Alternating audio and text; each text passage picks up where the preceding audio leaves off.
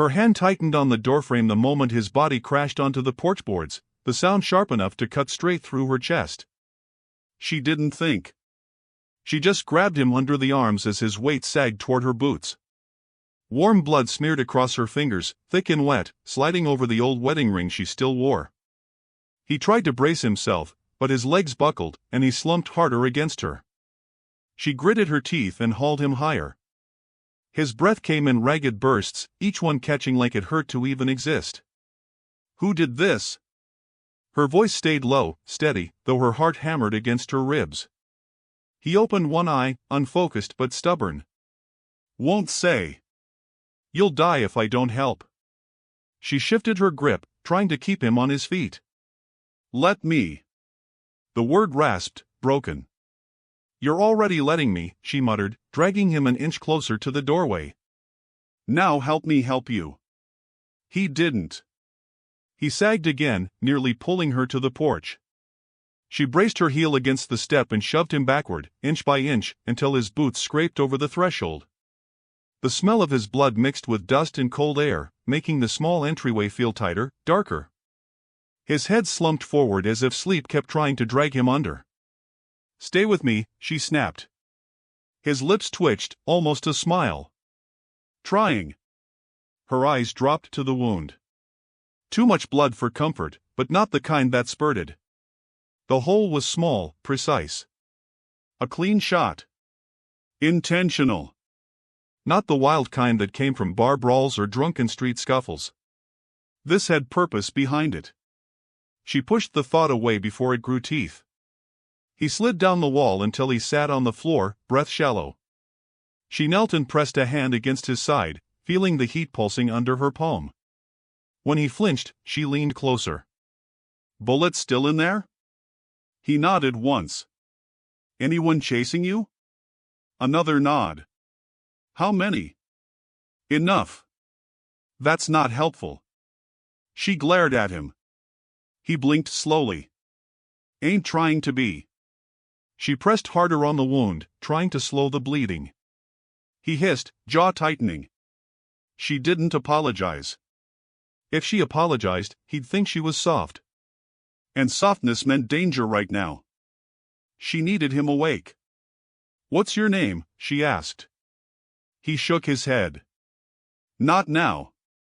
It's now or never." "No name." His voice dropped lower. "Keeps you safer." She let out a short, cold breath. "I doubt you're keeping anyone safe tonight." He chuckled weakly, then coughed. Red bubbled at the corner of his mouth, and she wiped it with the cuff of her sleeve. Her ring caught the lantern light, the gold smeared dark. For a second she froze, remembering the last time she'd seen blood on that ring. She forced the memory back into its corner and stood up. "You're dying on my floor," she said. "You don't get to be difficult." "Been difficult my whole life." "Figures." He tipped his head back against the wall and closed his eyes. She slapped his cheek lightly. "Don't sleep. Just resting. You rest later." She grabbed his arm and began dragging him toward the kitchen table where the light was better. He groaned but didn't fight it. His boots left a long smear of red across the boards. She pushed him into a chair, holding him steady as he listed sideways. "Stay upright," she ordered. "Trying," he whispered again. She yanked her knife from its sheath on the counter, hesitated, then cut open his shirt from collar to ribs. The fabric peeled back, revealing the wound.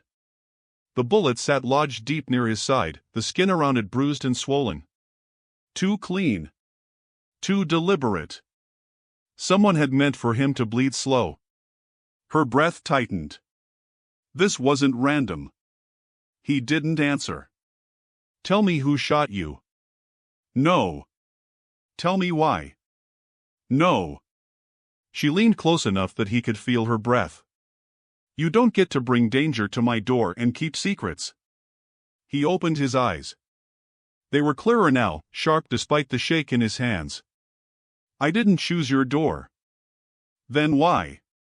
His head jerked toward the entrance, instincts firing even through the pain. "They'll come for me." "How soon?" He swallowed. Soon enough. Then we need to move fast. He reached out, gripping her wrist with surprising strength. Don't open that door again. She stared at him, feeling the weight of every choice pressing in on her. His blood warmed her fingers, sliding down over the gold band that refused to leave her hand. She glanced at the door he warned her about, then at the wound she had no choice but to fix.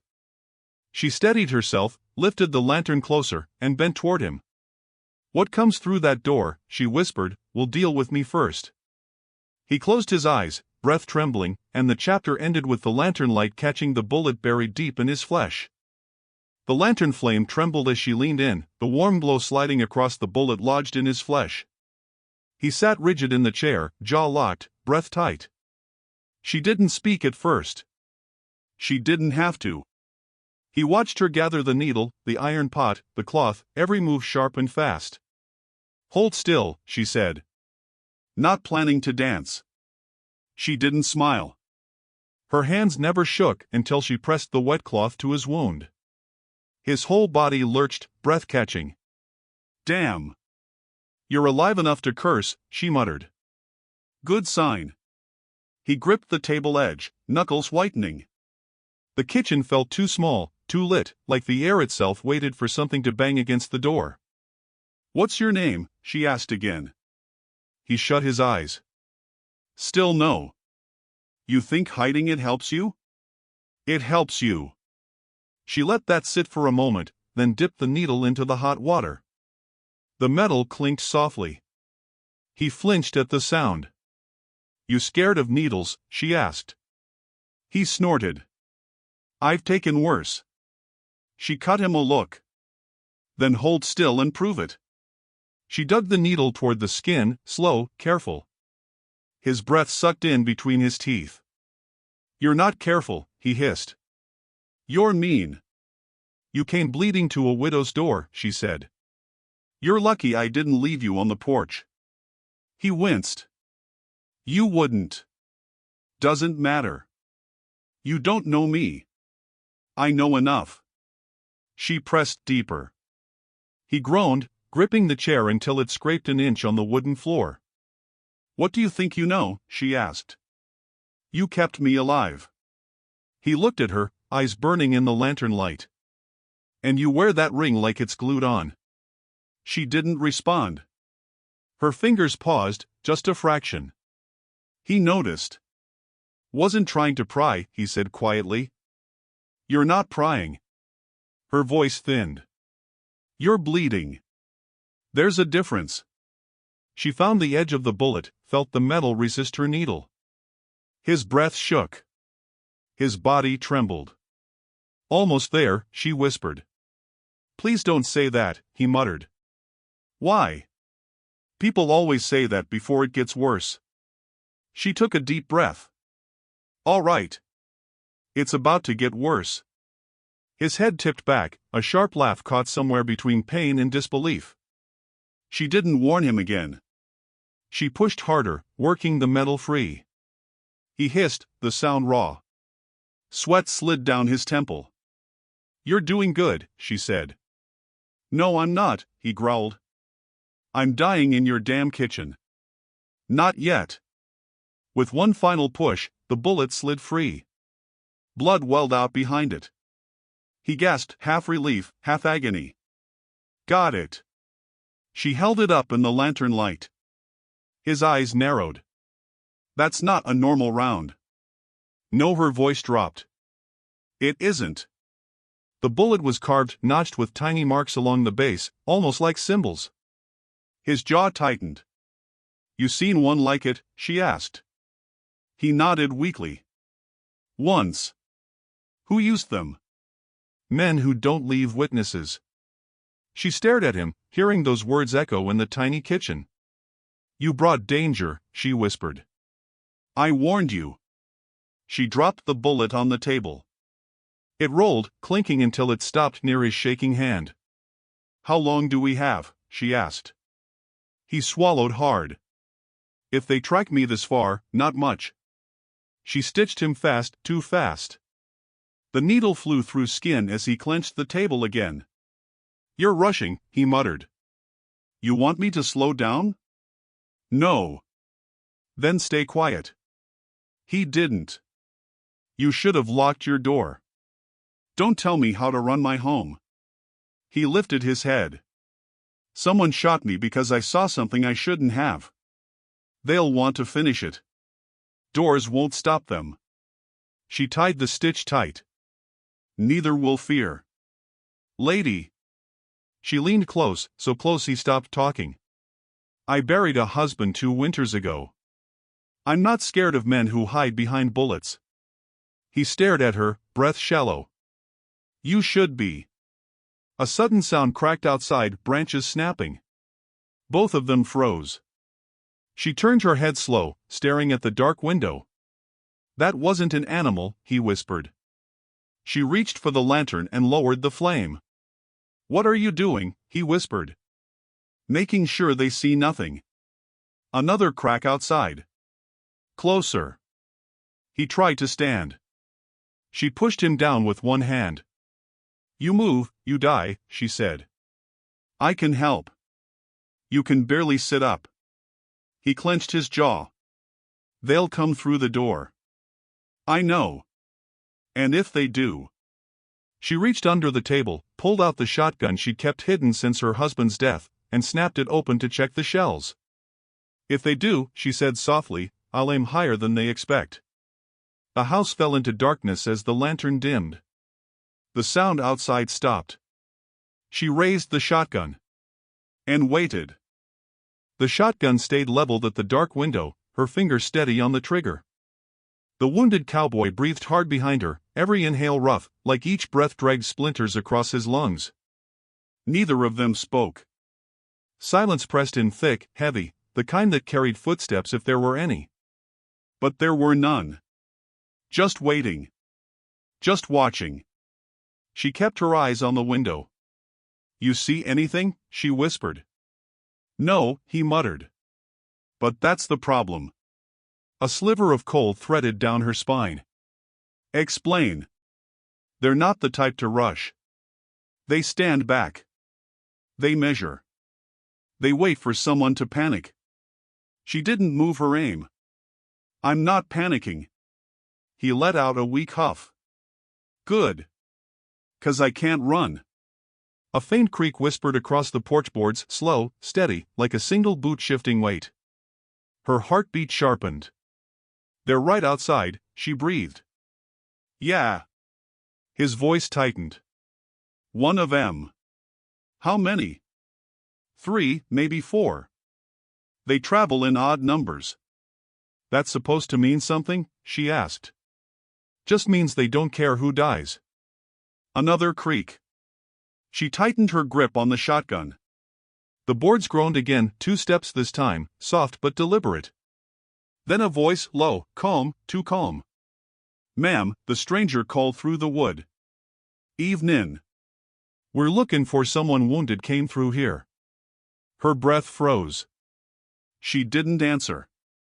That's your cue, the cowboy whispered. Don't talk. She didn't. The man outside chuckled under his breath, the sound slow and patient. We saw blood on the road. Followed it a long way.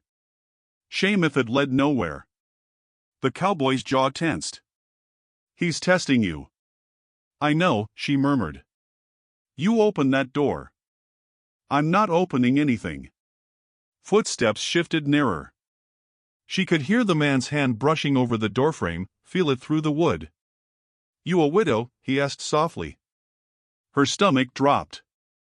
The cowboy cursed under his breath. Don't react.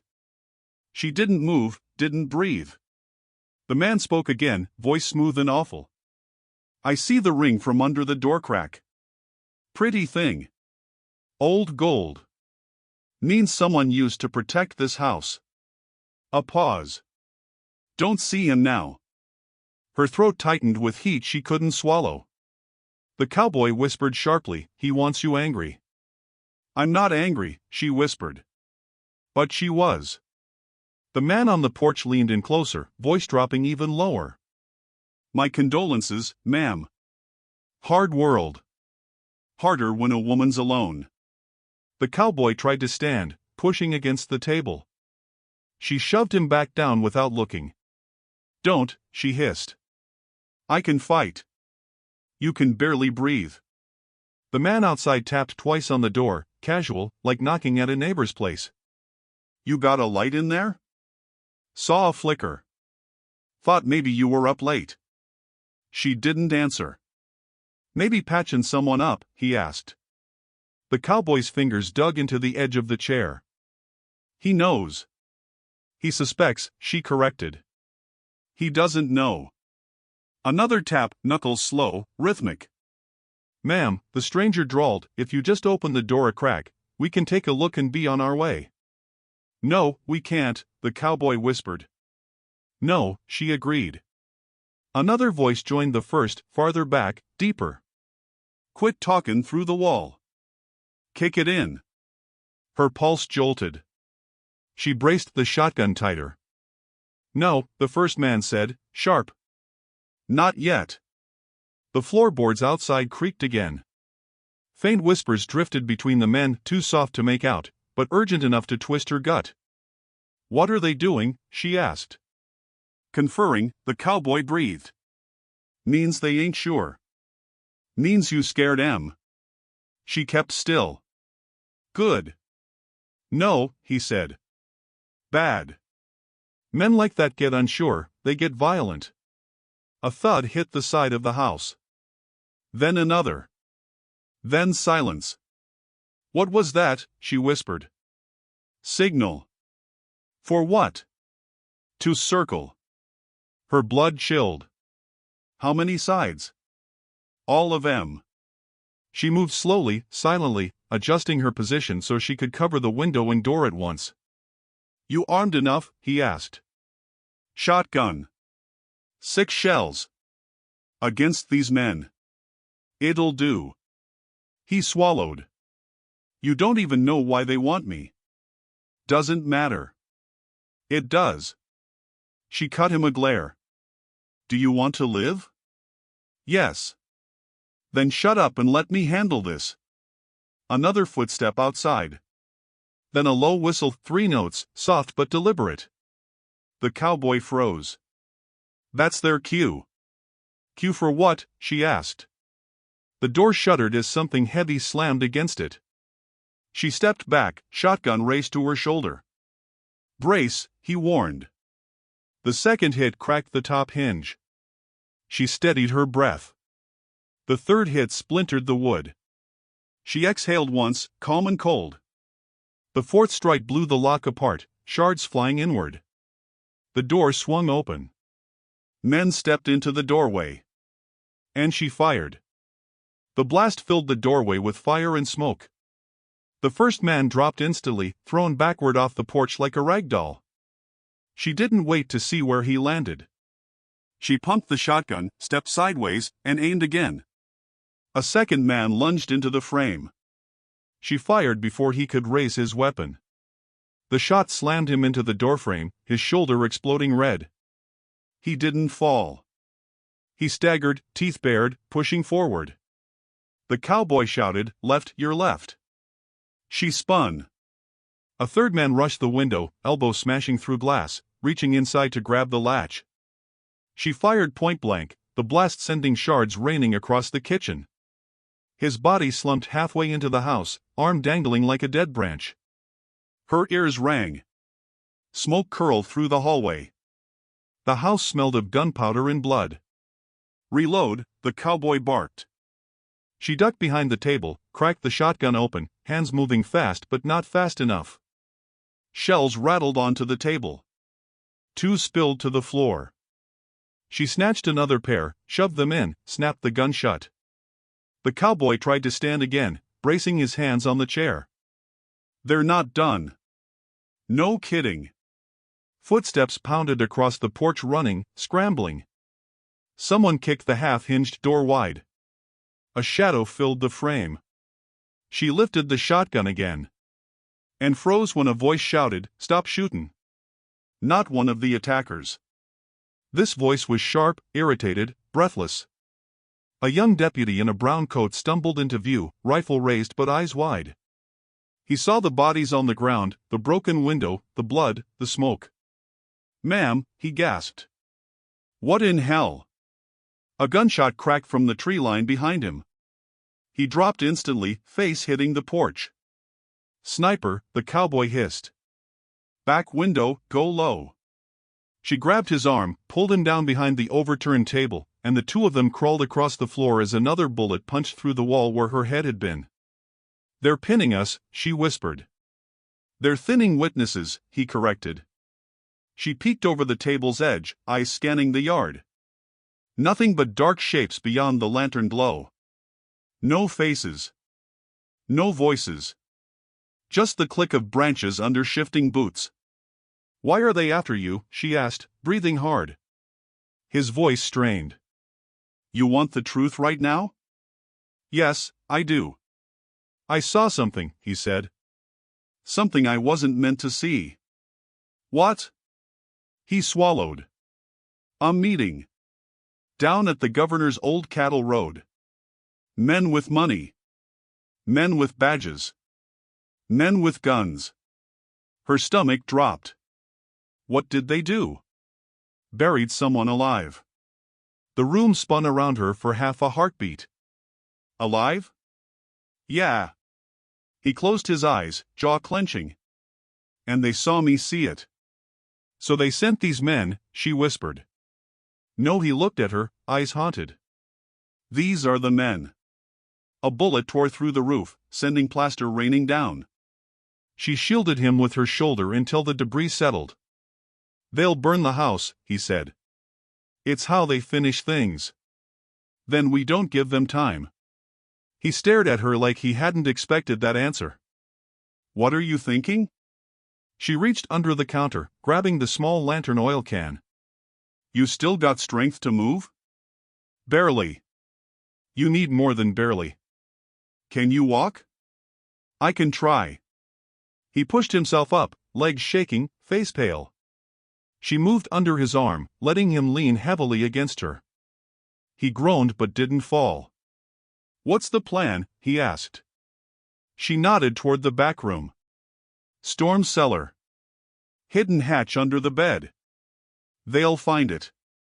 "They'll look for me in the house," she said. "They won't look for us under it." Another bullet cracked through the siding. "Hurry," he gasped. They pushed into the dark hallway, every step shaky and slow. The floor creaked. The walls trembled with each shot. Wind hissed through the shattered window. They reached the bedroom. She shoved the bed aside with her hip, revealing the square hatch disguised under loose planks. She dropped to her knees and began pulling them up. The cowboy leaned on the wall, breathing hard. "Why are you helping me?" She didn't look at him. "Because someone buried alive deserves justice. And someone who witnessed it deserves more than a shallow grave in my yard." "Ma'am," he whispered, voice breaking, "you don't even know my name." She forced the last plank free. "Then give it." He hesitated long enough for her to feel the weight of it. "Callum," he breathed. She met his eyes. "All right, Callum. Down you go." He lowered himself into the darkness under the house, groaning with each step. The moment he disappeared below the floor, the front door slammed hard again. Boots thundered in. She slid into the cellar after him, pulled the hatch almost shut. And just before it sealed, a voice from the hallway growled. "Check the rooms. She ain't far." The hatch settled into place with a soft wooden thud, leaving only a thin strip of light above them. Dust sifted down as boots pounded across the floorboards overhead. Callum crouched awkwardly, one hand pressed against his stitched side, the other bracing against the cold dirt wall. She lowered herself beside him, chest heaving, shotgun gripped tight. The cellar was barely taller than either of them, more crawl space than room. Wooden beams crossed low overhead. The air tasted like soil and old secrets. Callum whispered, "They're inside." "Quiet." He nodded, breathing through his teeth. Above them, a door slammed open. Someone cursed. "Clear this room," a man barked. 2 sets of boots stomped across the boards. Dust drifted in thin clouds. Callum flinched with each vibration. "They'll hear us," he whispered. "No," she murmured. "Not if you stay still." A heavy boot dragged across the floor above the hatch. She instinctively placed a hand over Callum's mouth. His breath warmed her palm. The man above muttered, "She's here." "I smell shotgun smoke." Another voice responded, calmer. "Blood, too." Callum stiffened. The first voice said, "Check that corner." Their steps grew closer. The cellar beams creaked. Someone knelt above them, close enough she could hear the leather of his gloves stretch. Callum's eyes widened, panic rising. Her hand moved from his mouth to his chest, pushing him back gently, steadying him. He met her eyes and forced himself to swallow the fear. The man above dragged something across the floor, maybe a chair, maybe a body. The sound scraped slowly, deliberately. Then he stopped. Silence pressed down on them. A drop of blood, she didn't know whose, slipped from the boards and landed on her wrist. Callum watched her wipe it away with mechanical calm. The man above whispered to someone out of view, "The governor'll want her alive." Callum tensed. She froze. Another voice said, "And the boy?" "He ain't no boy." "Alive?" A pause. "If possible." Callum closed his eyes in dread. The second man said, "Then find the crawl spaces. She's small enough to fit anywhere." Callum's breath hitched. She leaned close to him. "Don't breathe deep." He nodded again. Steps retreated from the bedroom. Then more footsteps entered. A third man joined them. "Front's clear," he said. "Basement?" "You think she's down there," one scoffed. "Widow's hide," the third replied. Her jaw tightened.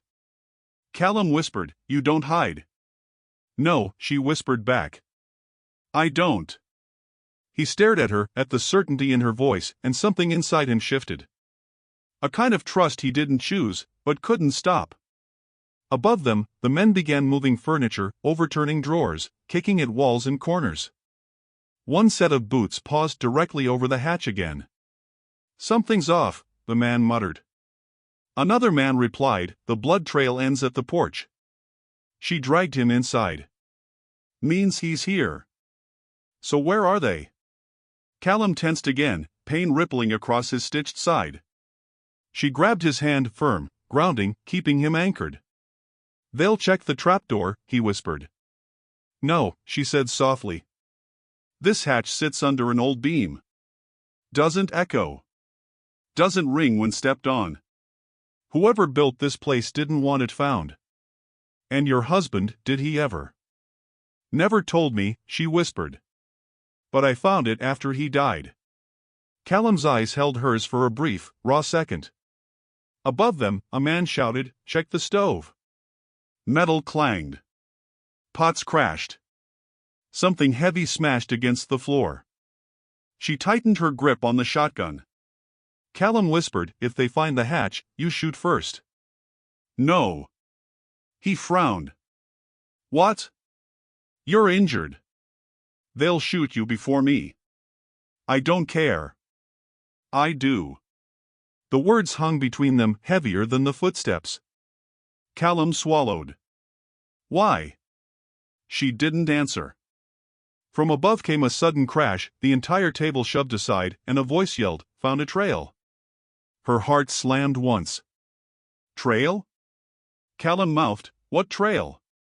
She listened hard. Boots rushed down the hallway. "Blood drip," the man shouted. "Leading toward the back." Callum paled. "That's mine." She grabbed his arm. "Move." They crawled deeper into the cellar, toward the far wall where the earth sloped upward in a narrow, dark wedge. Callum dragged himself after her, breath ragged. Behind them, the hatch creaked as weight pressed against it. Callum whispered, "They found us." "No," she whispered back. "They think we went out the back." The hatch didn't open. The weight moved off. Voices drifted toward the kitchen. She exhaled shakily. Callum slumped against the dirt, trembling. She held him upright. "You all right?" she whispered. "No. But I'm breathing." Above, the front door swung open again. A man shouted from the porch, "Tracks. 2 sets. Headed west." Her eyes widened. "Tracks?" Callum whispered, "They're chasing ghosts." She whispered back, "Good." The men thundered outside. Boots hit dirt. Horses whinnied. Commands flew. Then the sound faded. Callum sagged, exhausted. She let the shotgun lower. "Still want to know why I helped you?" she whispered. He nodded weakly.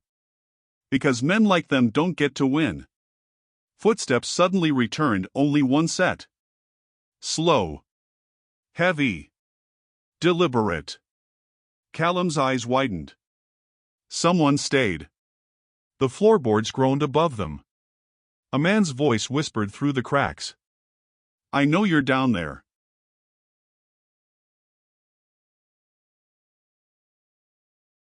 The storm rolled in without lightning, just a heavy, dragging sky that pressed down on the plains until the whole world felt like a cellar full of old secrets. Mara rode back toward the ranch with the sheriff's badge still cold in her coat pocket, a weight that felt less like metal and more like a verdict. Cole rode beside her, boots tapping the stirrups with restless energy. Neither spoke. Not about the burned barn. Not about the print in the mud shaped like an iron crucifix. Not about the body they never really found, only the blood. The dusk was turning the color of an old bruise when Mara finally said, "Someone's been watching the ranch. Longer than I realized." Cole didn't flinch. "Yeah. I know." She turned her head, surprised that he offered the truth so easily. He kept writing, eyes fixed on the horizon. "You ain't the only one with ghosts." The ranch came into view like a caution. The windmill wasn't spinning. The air was too still. And the cattle were bunched against the far fence as if something had driven them there. Cole slowed his horse, posture stiffening. Mara felt it too, the tightening of the air, that sense of order disturbed. Her front porch lantern was lit. She hadn't lit it. A single drop of cold worked its way down her spine. Cole dismounted first. "Stay behind me." She didn't. The porch boards creaked under her boots. The lantern hissed softly, flame-tall, unnatural. Someone had watered the oil. She pushed the front door open. The house was quiet in a way that meant something had happened in it. The table was set for 2. Plates. Forks. Glasses. A bottle of rye she didn't own. Mara's jaw tightened. Cole scanned the shadows. "We should clear the rooms." But a voice answered from inside before they could move. "No need." A silhouette stepped into the lamplight. A man mid-40s maybe, clean coat, boots without dust, hat with a stitched silver band. That silver caught the lantern glow sharp as a blade. His face was trimmed, polite, almost refined. But his eyes were the color of cool iron. He smiled the kind of smile worn by men who never hear the word no. "Mara Dunn," he greeted, as if hosting her in her own home. Cole tensed. "State your name." The man ignored him entirely. He lifted one hand, slow enough to not spook them, precise enough to make it worse. "I'm called Thorne," he said. "Not Mr. Not a first or last name. Just Thorne. And you," he continued softly, "have something that belongs to me." Cole stepped in front of Mara. "She doesn't owe you a damned thing." Thorne tilted his head, amused. "Yet she dug up Reddick County's filth. She pried open the sheriff's office. And she found pieces of a trail she does not understand." His gaze slid to Mara, pinning her like a pinned butterfly. "You found a symbol near your barn." His voice lowered. "The crucifix brand wasn't meant for your cattle." Mara's throat tightened. "Then who was it meant for?" "For the woman," he said, "who refuses to stay silent." The house seemed to shrink around her heartbeat. Cole drew his gun. Not fast, quiet fast, the kind that promised violence. Thorn did not blink. "You won't shoot," Thorn murmured. "Because I'm not here to kill you." He took a single step closer, boots whispering against her floor. "I'm here," he said, "to warn you." Mara felt her spine stiffen. "Warn me about what?" Thorn's smile faded. "About the men who will come next. Men without my restraint. Men who carry fire and forget prayers." The storm outside groaned, pressing the windows. Cole's voice was razor thin. "Why tell us anything if you're with them?" Thorn exhaled, long, tired, almost mournful. "I'm not with anyone," he said. "I simply enforce the order of this land." "And the order is cracking." Those iron-gray eyes sharpened. "Mara Dunn," he whispered, "you are waking up a war that was buried for 20 years. Mara swallowed. "Why me?" Something unreadable flickered in his expression. "Because you are the last Dunn alive with a spine," he said quietly. "And because your father once promised a debt that has come due." The world went cold around her. "My father is dead," she said. Thorn nodded. "So is the promise. And that," he added, "is exactly why they'll hunt you." Thunder rumbled, too close. Thorn stepped back into the shadows as if releasing her from a spell. "Your time is shorter than you think," he said. "Lock your doors. Arm your men. And don't ride into town alone." Cole moved forward. "You're not leaving until we get answers." Thorn's voice slid through the dark like smoke. "You already have them," he said. "You're simply afraid to understand." And then the lantern flickered. The window banged open. Wind tore through the room. By the time Mara steadied the flame, Thorn was gone. No footsteps. No tracks on the porch. No horse riding into the storm.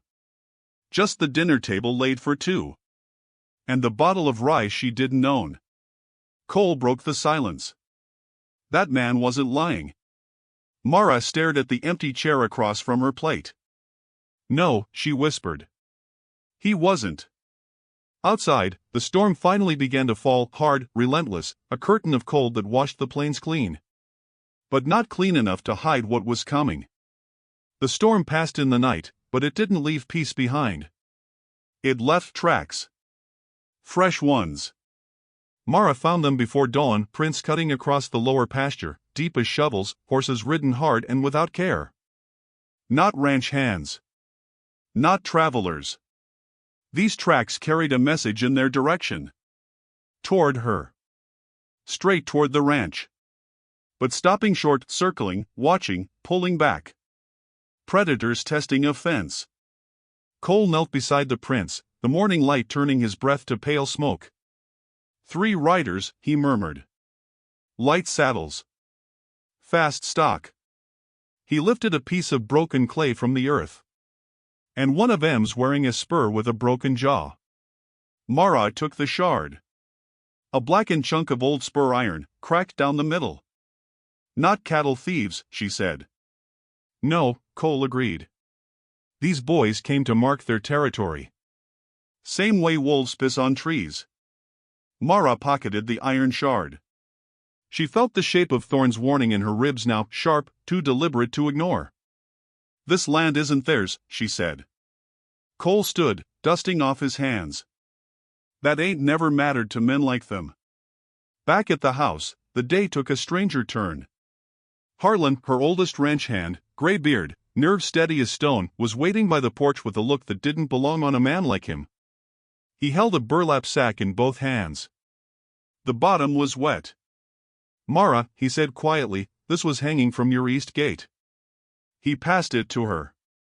Inside the sack was a bundle of dried sage tied with rawhide. Wrapped around the sage was a piece of folded parchment. And inside the parchment, a single coyote paw, severed cleanly, as if removed with a razor. The blood dripping through the sack wasn't coyote blood. It was too dark. Too thick. Human. Mara closed the sack. Cole's jaw flexed. Someone's playing games. No, Harlan rasped. This ain't a game. This is an omen. Old country stuff. Mara met his eyes. Whose old country? He shook his head. Depends who you owe. The wind lifted the porch boards. Somewhere out in the valley, a lone crow cried, not a caw, but a harsh, broken sound like warning. Mara burned the token behind the barn. She didn't say a prayer. She didn't believe in the kind anyone bothered to answer. Cole stood beside her as the smoke curled up, bitter and oily. You thinking about what Thorne said? He asked. I'm thinking, she said slowly, that my father died with secrets shoved into his pockets. And now someone wants you to finish his business. She brushed ash from her gloves. I didn't ask for that business. Cole watched her for a long moment. His voice lowered. No one asks for a war. But sometimes it recognizes you anyway. The fire hissed. The wind shifted. The smell of the burning omen thickened the morning. Mara finally said, Thorne knows more than he told us. And town knows more than town admits. Cole nodded. So we start where lies tend to rot first. They rode into town by noon. Main Street was too quiet for a weekday. Merchants watching from their doorways, curtains shifting, tension hovering like flies around a carcass. People weren't avoiding Mara. They were monitoring her. She could feel it under her skin. A story had already reached them. A version of her and her land she had not written.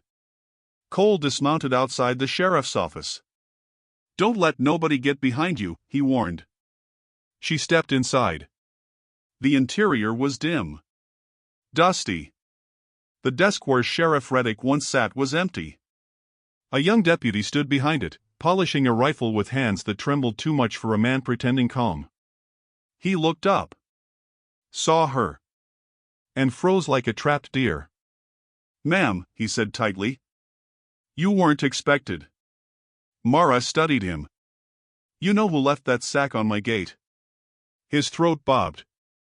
Ma'am, I don't. You do. His eyes flicked toward the cell block. Then away. Then back. Cole stepped up beside Mara, boots heavy on the wooden floor. The deputy swallowed again. I can't talk, he whispered. They said if anyone speaks to you, they'll burn their place down. Their family too. Who's they? Mara asked. The deputy looked at her like a man standing on thin ice. They call themselves the Circuit, he said finally. A circle of land brokers, state men, and writers who enforce payment on old debts. Mara's pulse thickened. And my father owed them? The deputy didn't nod. He didn't speak. He just stared at her with pity. Outside, Cole muttered, so it's starting. No, Mara said, mounting her horse. It started 20 years ago. We're just catching up. A gust swept through the street, rattling signs, loosening dust. Somewhere far behind her. Across the pasture, maybe near the east gate. A lone rider paused on a ridge. Watching. Measuring. Waiting for night to fall. At sunset, the plains refused silence. Coyotes howled not in hunting calls, but in scattered, discordant cries, unnatural, broken, as if responding to something unseen moving through the valley. Mara stood on her porch with a lantern, scanning the dark. Cole joined her, rifle resting against his shoulder. You hear it? He asked. Yeah, she whispered. That's not animals. No, Cole said.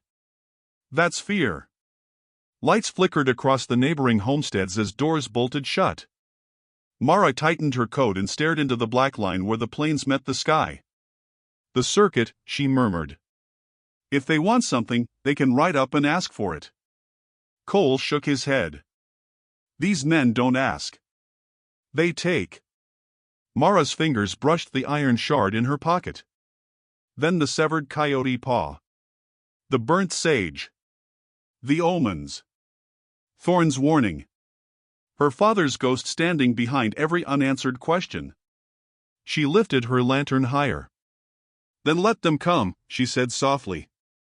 "I've been hunted before." Cole's voice was quiet.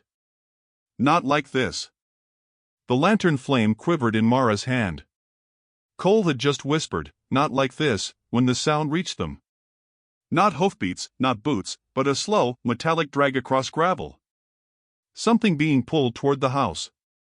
Something heavy. Mara lowered the lantern. Cole. He already had the rifle up, finger resting on the guard, jaw locked. "Stay behind me." But she didn't. She stepped forward, lantern held high. A lone shape emerged from the dark. A horse without a rider, reins dragging, saddle empty. The animal staggered toward the porch, sides heaving, foam dripping from its mouth. Then Mara saw the rope tied to the saddle horn. A body dragged behind it. Face down. Arms limp. Clothes shredded. The horse finally collapsed at the foot of the steps, legs shaking. The body behind it didn't move. Cole breathed, "Hell." Mara set the lantern on the railing and moved toward the body. Cole grabbed her wrist. "Mara. Don't." "I have to." She knelt. Turned the man over. And froze. It was Deputy Hale. The trembling kid from the station. His throat cut in a clean horizontal slice, like a butcher's demonstration. Pinned to his chest with a hunting knife was a card. Old, stiff parchment. The same texture as the one wrapped around the severed coyote paw. Cole pulled the card free and read. "The circuit recognizes your claim. Release the land. Release the man. Or the next message comes in daylight." Mara's breath tightened. "Release the man," she whispered. Cole didn't answer. Inside the kitchen, the lantern light threw long shadows. Cole paced.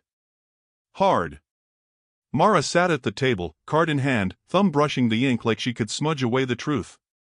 "Hale didn't even talk," she murmured. "He didn't tell us anything." Cole spun toward her. "That doesn't matter. They sent him because he talked to you." "He hardly said a word." "You asked a question. That's enough." Mara shook her head. These men don't like questions," Cole snapped. "They don't like witnesses.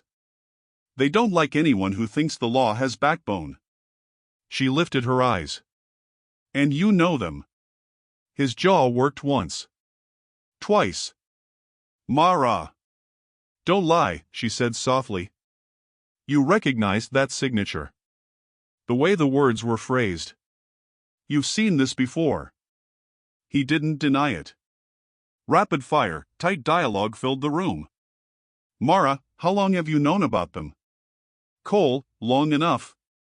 Mara, "Long enough for what?" Cole, "Long enough to know running doesn't help." Mara, "Who are they?" Cole, "Land men. Enforcers. Old families. A mix of everything that scares a county." Mara, "Did you work for them?" Cole, "I survived them." Mara, "That's not an answer." Cole, "It's the only one I've got." Silence pressed in like heat. The lantern hissed. Cole pulled out a chair and sat across from her. His voice lowered. "You think you're the first widow to stand against them? Or the first daughter of a man who owed blood? They've been carving pieces out of this land longer than either of us were alive." She held the card tighter. "So my father owed them." Cole exhaled. "He did business with them.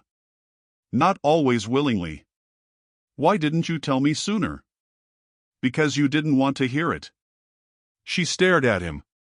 But he wasn't wrong. A knock hit the door. Soft. Polite. Like a guest.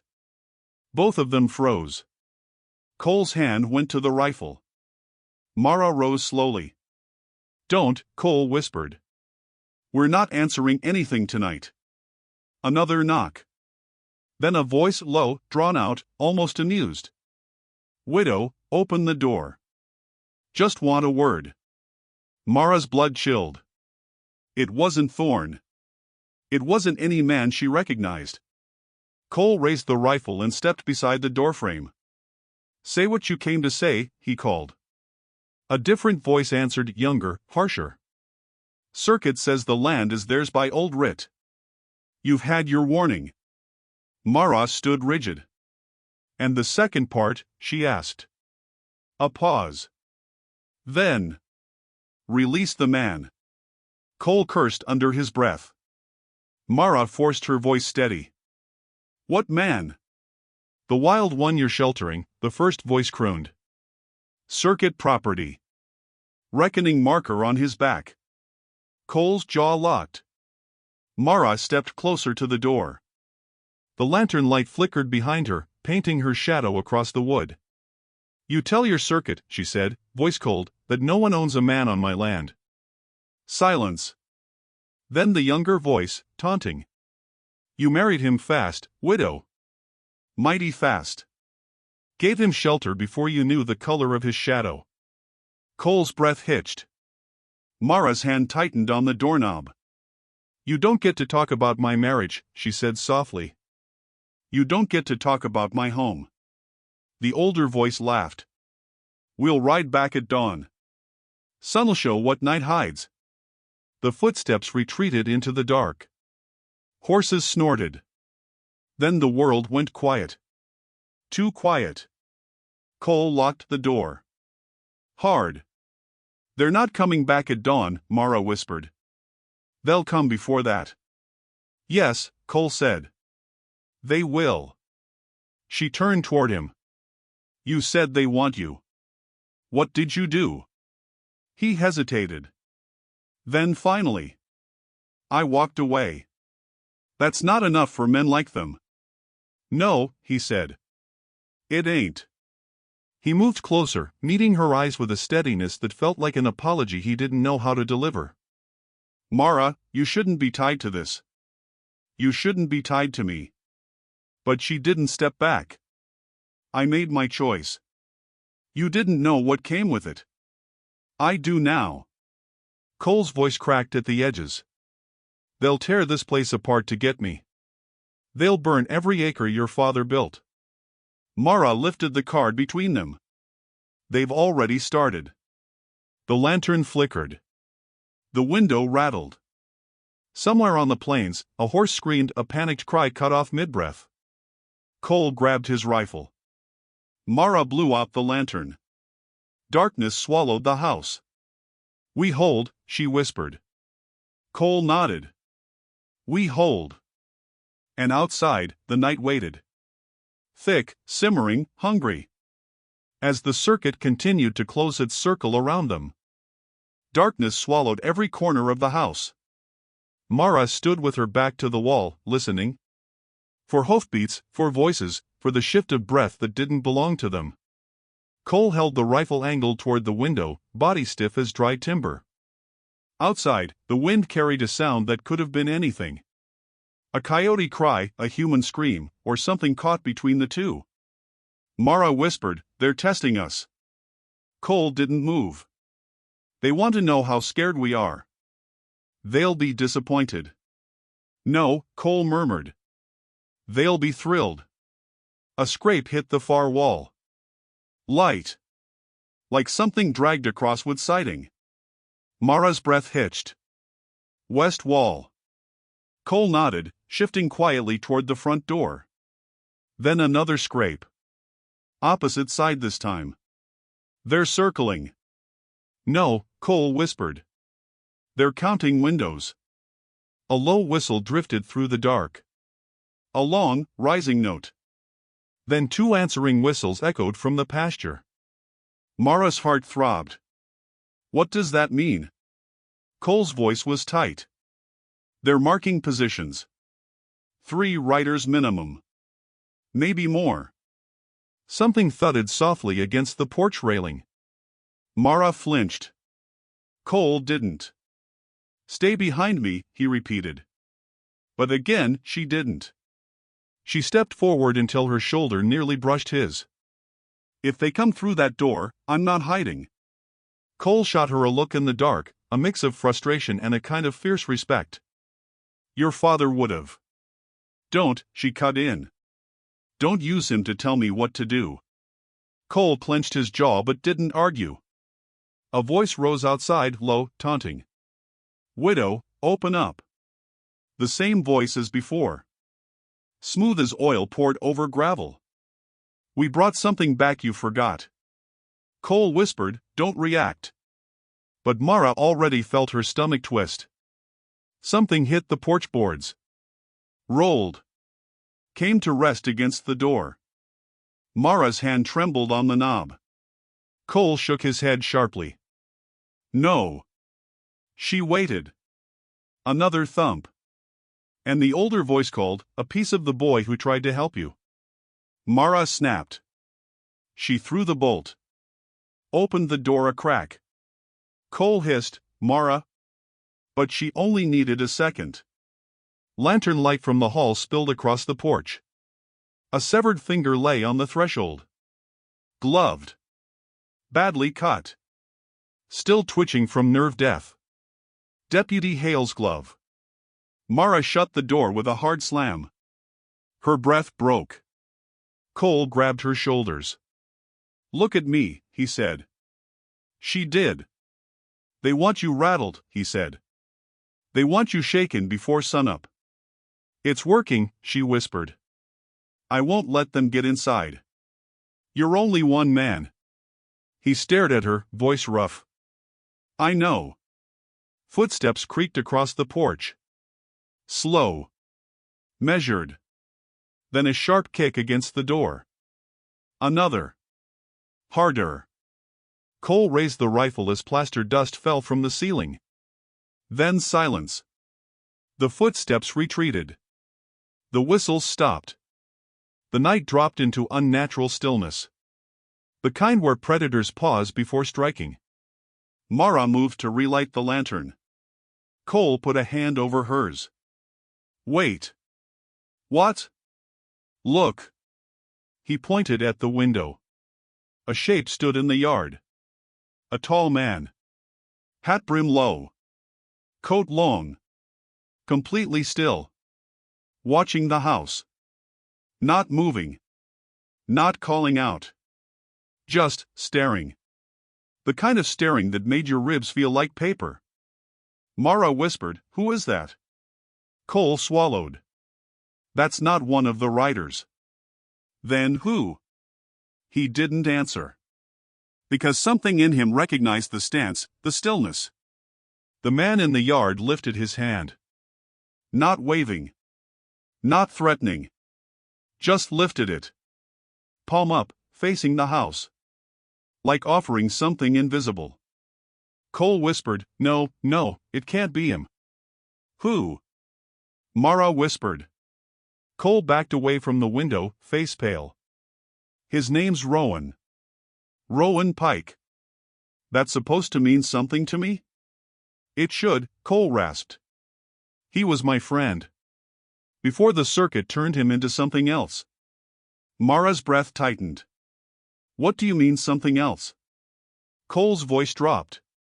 They didn't kill him. They hollowed him out. Took everything that made him a man. And now he's with them? He is them, Cole said quietly. Rowan's their marker. Their collector. Their warning. Mara stepped to the window again. Rowan Pike stood motionless under the moon, eyes unreadable, presence colder than the night itself. Her voice barely carried. If he's the warning, who are the riders? Cole answered with dread. The riders are just men. And Rowan? His voice cracked. He's what happens when the circuit decides a man belongs to them forever. Rowan finally moved. He lowered his hand. Turned his back. Walked into the dark with slow, deliberate steps. Then vanished. No horse. No sound. Just gone. Mara whispered, What does that mean? Cole wiped sweat from his brow. It means this was kindness. Kindness? He gave us a chance to run. Mara stared at him, stunned. I'm not running. Cole's voice rose, desperate. You don't understand. If Rowan's here, the circuit's next move is meant to break you. Then let them try. Mara. She stepped close, inches from him, eyes burning with a rage she didn't know she'd been carrying her whole life. This land is mine. My father died on it. My husband lies beneath it. And no man, circuit or otherwise, decides who I shelter. Cole's breath shook. You're going to get us both killed. Then you better stay close. The tension between them snapped like a pulled wire. Not romantic. Not tender. But aligned. Two wounded animals bracing for the same storm. The house creaked. Something moved outside again. Hooves. Several. Closer. Cole raised the rifle. Mara blew out the lantern once more. Dark swallowed everything. And the night pressed inward as the circuit tightened its ring around the ranch. Darkness smothered the house. Outside, hooves circled slow and heavy, like predators dragging claws across stone. One horse. Then another. Then more. Cole crouched beside the window, rifle steady, breath controlled. Mara leaned against the wall, heart hammering so hard she could feel it in her teeth. Count them, she whispered. Cole listened. One on the east fence. Two near the barn. One by the well. And one behind the chicken shed. 5 riders. No. Cole's voice dropped, grim and certain. 6. Rowan makes 6. Mara closed her eyes. You said he left. He never leaves, Cole murmured. Not until the job's done. A breeze slid under the doorframe, cold enough to feel wrong. Hoofbeats shifted, too controlled, too synchronized. Mara stepped closer to Cole. What are they waiting for? Permission, he whispered. She frowned. Permission from who? Cole swallowed once. From Rowan. Outside, a single whistle cut the night short, clipped, decisive. Cole stiffened. That's it. They're getting into position. For what? Mara hissed. He didn't answer. Not immediately. Then. For whatever message they plan to carve out of us tonight. Mara's jaw locked. No. Cole glanced at her. No? We don't stay inside waiting to be picked apart. This isn't a fight you go charging into. And you think waiting makes us safer? Cole clenched his teeth. Mara, these aren't gunfighters. They aren't drunks. They aren't thieves. He tapped the card on the table. They're the circuit. They've already written tonight. We're just reading it. She stepped toward him, close enough to see the sweat at his temples. And you think I'm just a line in their script? Cole didn't respond. He didn't need to. A dull thud hit the north wall. Wood splintered slightly. Another thud. A test strike, deliberate, spaced just enough to rattle nerves.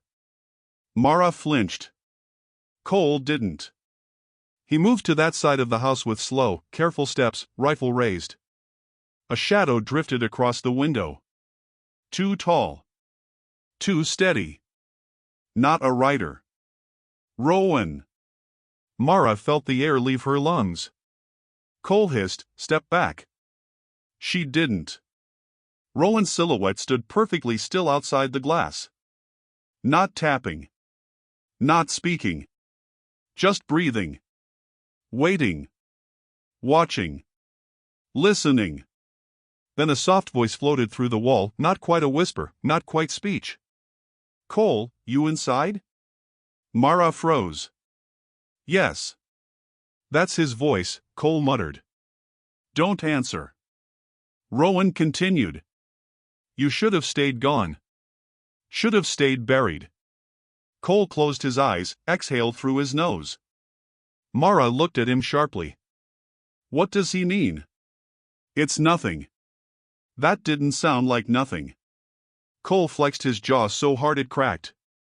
The shadow outside leaned closer to the window. And Widow, Rowan's voice purred softly, "You're holding something that belongs to us." Mara stepped toward the window before Cole could stop her, voice hard. "You don't own anything under my roof." A pause. Then Rowan's breathy laugh slid through the cracks in the boards, cold as a knife on bone. "Then come out and prove it." Cole grabbed her forearm. She yanked free. "No," he hissed. "You open that door and they'll drag you off this porch in pieces." "Then we don't open it." "What?" She stepped toward the table, pulled open a drawer, and retrieved an old iron key. Cole frowned. "What's that?" "A cellar lock." "You have a cellar?" "Everyone has a cellar," she muttered. "Yours is different," Cole said. "Your father built it like a bunker." Her eyes snapped to him. "You know about that?" Cole hesitated. "Too long." "What are you not telling me?" she pressed. "Later." "Now." Cole finally spoke, each word heavy. "I've been in that cellar before. Your father put me there. Once." Mara's stomach punched inward. "What? Why?" Cole didn't want to say it. But the night outside demanded truth inside. "I was 15, he murmured. "Your father caught me running messages for the circuit. Said he wouldn't let the land swallow me the way it swallowed his brother. Locked me down there until I could breathe like a person again." Mara stared. "You were one of them," she whispered. "Not by choice," Cole snapped. "They pulled boys in. Scared ones. Hungry ones. Boys without anyone to stop them. The air between them changed. Not anger. Not betrayal. Recognition. A pattern repeating itself through generations, like a cruel inheritance. Another blow hit the wall, this one harder. Boards cracked. Horses stamped. A rider laughed. They were losing time. Mara stepped closer to Cole. "If Rowan wants you because you broke from him, then staying here gets us killed." Cole nodded slowly. "That cellar," Mara finished for him, "is the only place they don't know." He blinked at her. "You sure?" "It's my house," she said. "I know every corner." Cole exhaled. "We can hole up there. Bar the door. Maybe by time." "No," Mara said. "We're not hiding. We're forcing them to come inside. One entry. One choke point. One chance to turn this night." Cole stared. A mix of fear and admiration. "You want to funnel the damn circuit into a trap?" "Yes." "You'll get us killed." "Maybe." Cole shook his head, almost smiling despite the terror outside. "You're out of your mind." "Maybe." Hoofbeats clustered near the front porch again. A rider leaned down and whispered something too low to decipher. Mara's pulse steadied. "We go to the cellar," she said quietly. "But not to hide." "Then what?" She lifted the lantern but didn't light it. "We fight the night on our terms." Cole nodded once, slow, firm, resolved. "I'm with you." They moved toward the back hall together. Every board creaked. Every shadow stretched long across the floor. Every breath felt borrowed. Outside, the circuit shifted into tighter formation. Rowan whispered again through the walls, almost tender. "Come out, Cole. I'll make it quick this time." Mara's hand trembled on the cellar key. Cole placed his palm over hers, steadying it. "No more running," she whispered. "No more," he echoed. The door to the cellar groaned open. Cold air rose up from below, earth-heavy, still, waiting. Mara stepped inside first. Cole followed, shutting the door behind them as the first rider dismounted on the porch boards overhead. The night held its breath. And the house prepared to break. May stays kneeling beside Rafe in the barn's dim, dust-choked air, her hands still trembling from pulling the shotgun trigger. The outlaw's body lies twisted near the doorway, blood cooling on the boards. Rafe's breath rattles shallow and uneven. May, stay with me. Rafe, I ain't goin' anywhere. May, don't joke. Rafe, not jokin'. Just tired. Her fingers press against his wound again. Warm blood leaks through fresh bandages she tied in haste. The whole place smells of gunpowder and earth. And fear. She leans close, forehead touching his. May, he could have killed you. Rafe, you saved me instead. The quiet that follows is thick, unsteady. Outside, the night is wide and listening. The barn seems to breathe around them. May slips her arm under his and forces him up. He groans but doesn't fight her. They move together, slow, dragging steps across the straw-covered floor toward the cot she keeps for emergencies. Every shift of his weight sends a wince across his face. He notices her jaw clenched so tight it shakes. Rafe, don't. Don't carry that look for me. May, I'm carryin' whatever I need to. Rafe, just don't make it heavier than I am. May, you're plenty heavy already. He manages the faintest smile. Rafe, guess that means I'm still alive. When she settles him onto the cot, his breath hitching, something in her breaks open. Tears she doesn't want him to see spill anyway. She wipes them fast. Rafe, May. May, don't talk. Rafe, look at me. She does, even though it hurts. His eyes are the clearest they've been since the night he staggered to her porch, half dead and half wild. Something vulnerable shines through, something that feels like truth scraped raw.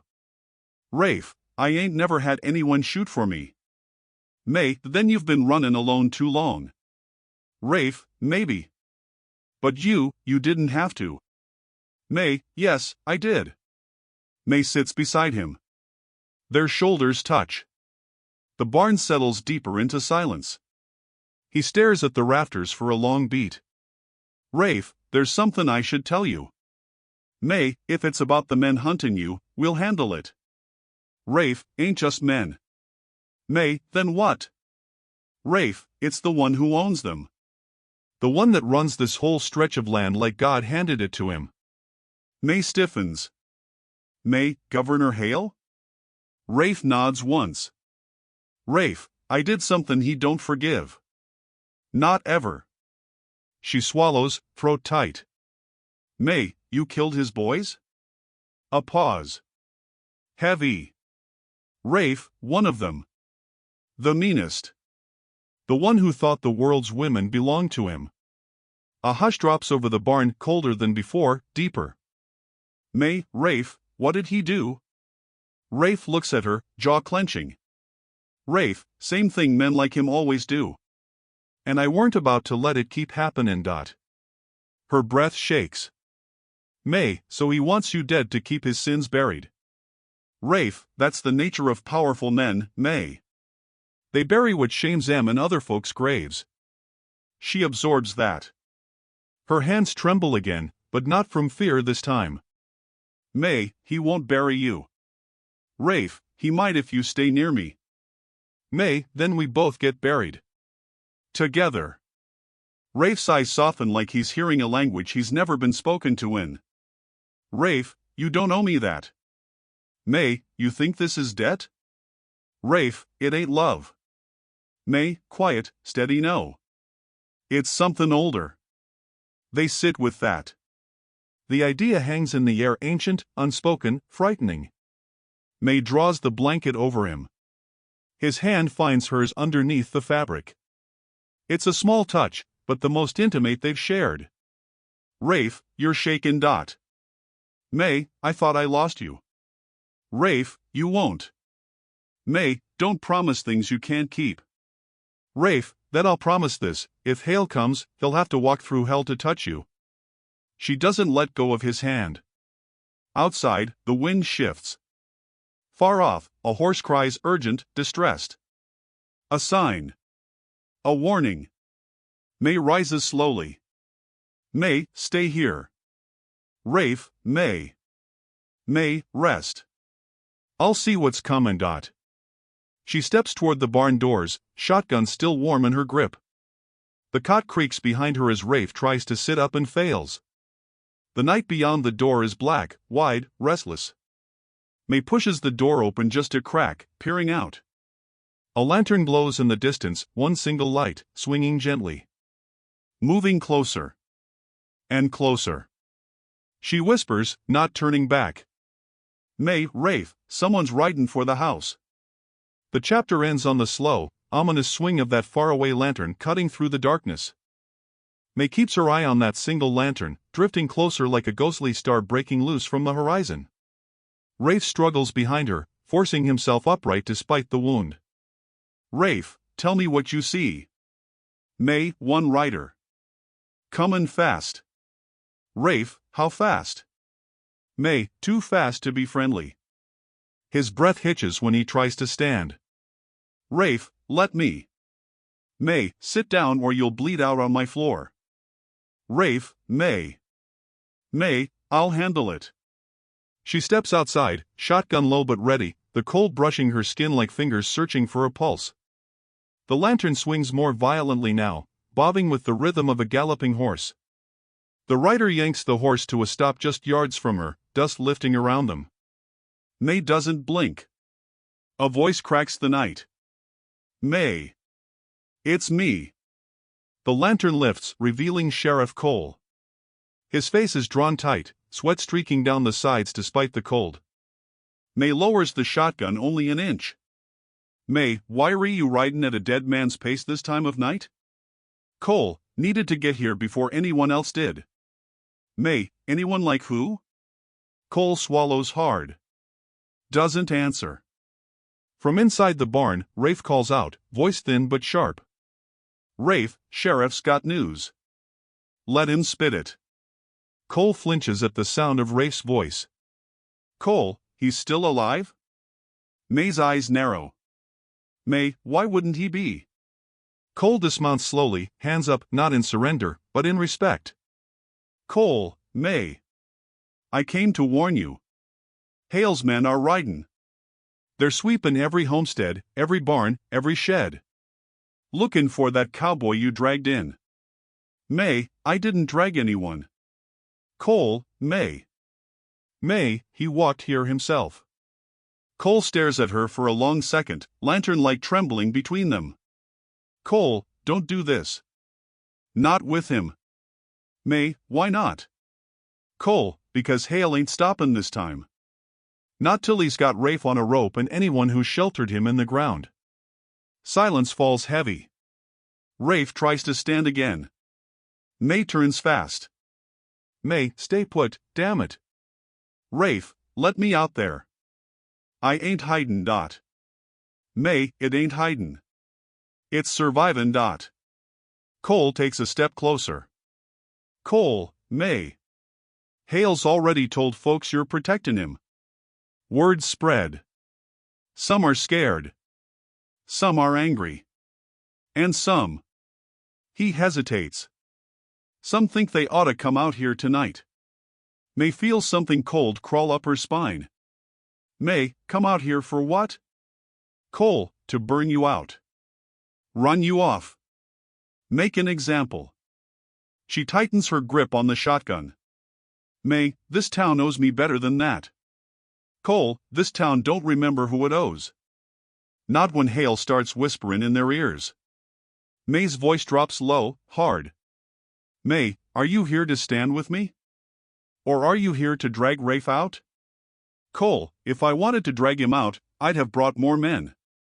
Rafe coughs behind her. Rafe, Sheriff, what's Hale say I did this time? Cole steps to the barn door, lantern lifting. His face reveals something between pity and fear. Cole, he says you killed his son. Rafe, I did. Cole, he says you did it in cold blood. Rafe's eyes burn. Rafe, I did it because the bastard deserved it. Cole looks away. Cole, that ain't how the law writes it. May steps between them. May, then I'll write it myself. Cole, May, please. May, I'm not letting them take him. Her voice is so steady it scares even Cole. He studies her a long beat, then finally exhales, slow, defeated. Cole, there's something else. May, say it. Cole, Hale's comin' personally. The quiet that follows feels like the world exhaled its last breath. Rafe curses under his breath. Rafe, then let him come. May, you can barely stand. Rafe, still got a gun. Cole gestures sharply. Cole, May. I can help you buy time. I can lead Hale's first wave away, circle them on old logging roads. But it won't hold long. May, then buy us enough. Cole, enough for what? May, for me to get him ready. Rafe laughs once, short, painful, disbelieving. Rafe, I ain't worth all this. May whirls on him. May, don't say that again. Rafe, May. May, you hear me? Don't you ever say it. Their breath mingles in the cold barn air. Cole breaks the moment. Cole, I ride in 5 minutes. You lock that door behind me and you don't open it till I come back or you hear shots. May nods.